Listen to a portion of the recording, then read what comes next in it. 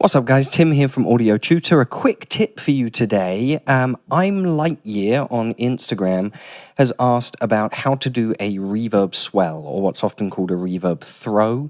We use this in vocals most of the time, or sometimes like lead synths and that kind of thing, to kind of glue gaps maybe together. Maybe you have a gap in between two verses and you want to kind of keep the listener's attention by filling that gap with like a swell in the reverb or in the delay or something like that. So let's just really quickly, I'm gonna show you, I think, the very easiest way to perform this technique. So we have the vocal here. Let's just listen to the vocal quickly without any effects or without any reverb on it. Gonna blame it on the boogie. All that fame and fortune ain't nothing but silver and gold. You can blame it on the boogie. All right, so let's say we want to fill this gap here. Let's zoom in. There's a little gap here where I say boogie, and then there's a gap until I start singing again. Boogie. You see that little gap there? Maybe we want to fill that with a swell in the reverb. So let's talk about reverb for a second. How do we set up reverb? Well, I hope you know this, but you may not already. So grab your track for your vocals. You want to do a send to an auxiliary bus. And luckily in Logic Pro 10, you can just go to send here, go down to bus, and you just select a bus and it will create an auxiliary track for you automatically, which is nice and helpful. I know in a lot of DAWs you have to create the auxiliary track and then send to it. So this is kind of helpful in Logic. It will create it automatically for you. So we're sending to bus 3. I've set that up already. And I'm actually sending loads of signal. I'm sending like plus 3 dB of signal, which is kind of abnormal, but we're going for a certain effect here. On auxiliary 3, we have a nice reverb, and I'm doing kind of like an Abbey Road technique. I'm taking off the lows and the highs of the reverb. So it sounds like this. Let's turn the reverb up. Gonna blame it on the boogie. All that fame and fortune ain't nothing but silver and gold. So it's a massive reverb, massive reverb. Clearly too much. We don't want that much in the actual vocal itself. But what we would like to do is have it quite low down here. Have the level down here somewhere. Sounds quite nice. Gonna blame it on the boogie.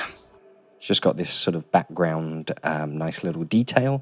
And we want to turn it up here in this gap. So this is the easiest way to do this. There's several ways you can do a reverb throw or a reverb swell, but this is definitely the easiest way. So go to your auxiliary track.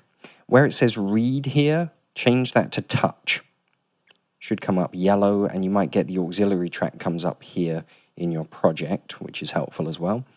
So now all we're going to do is we're going to bring the fader up on the auxiliary track. We're just going to bring that volume fader up to whatever sounds nice, and then we're going to bring it back down again during this gap.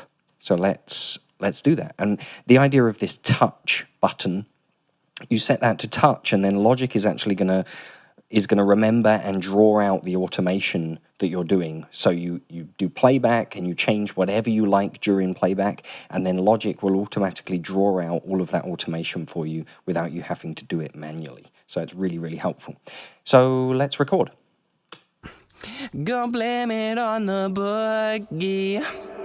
All that fame and... All right, so that's it. We just wanted to have a little swell there. Let's change this back to read and have a little listen. Gonna blame it on the boogie. All that fame and fortune. All right, so that's the effect right there. And obviously, I probably wouldn't use that in this particular track, but I just wanted to quickly show you the technique. So one more time, let's have a listen. Gonna blame it on the boogie. All that fame and fortune ain't nothing but... And let's listen with the backing track. Gonna blame it on the boogie. All that fame and fortune ain't nothing but silver and gold. Okay, I could probably do with turning up even more. So let's go into the automation here. And you'll see it comes up, auxiliary 3. And this is our volume automation that it's drawn out for us. But maybe we want to take it a bit higher. So we can actually go into this and we can take it higher like so. So you can draw like this, however you want to do this. But we can take it all the way up to plus 6 dB and see how that sounds. You can hear it a bit more there. Let's continue it a little bit longer. There we go.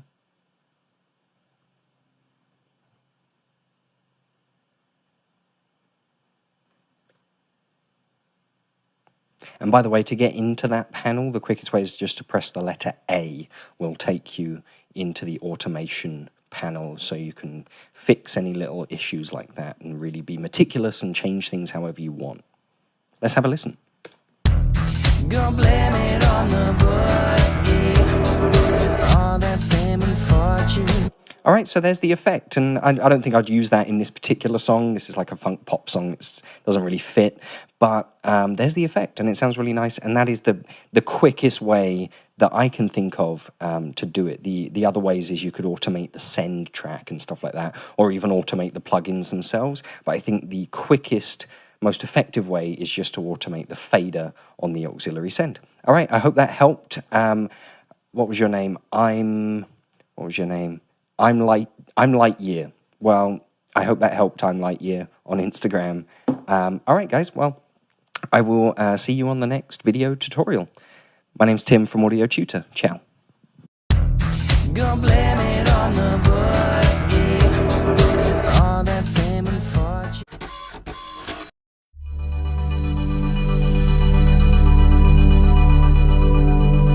This book is going to guide you through all of the pieces of audio equipment you'll need to get started recording and mixing without breaking the bank.